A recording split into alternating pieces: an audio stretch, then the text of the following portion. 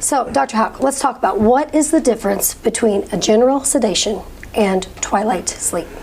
General sedation is generally in a hospital when we're doing a relatively large surgery. The twilights are generally done outpatient, either at a facility or in offices that are ready for that kind of work. The general is you're out.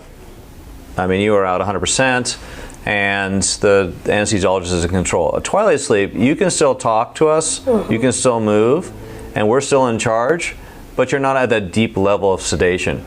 And there's pros and cons to both. You know, the deeper the level of sedation, the bigger the risk.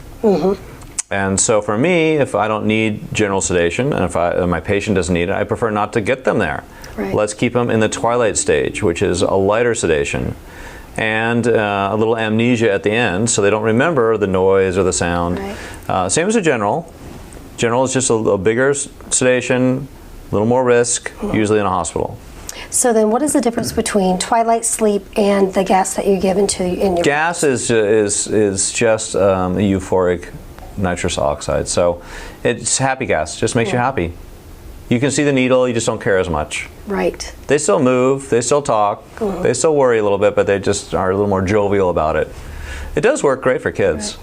I mean, kids and adults also. But we can't do the work in the extensity that we are doing with nitrous. Nitrous has a nose cone, and for me, it gets in my way. Right, I can imagine. And it's not the level of sedation that I really need. You know, I think that a lot of patients probably don't really realize that when they come to the dentist for dental work, that there's other things offered like twilight sleep or even a general anesthetic or anesthesia, but they normally relay dental work and pain-free to either gas or shots. Right.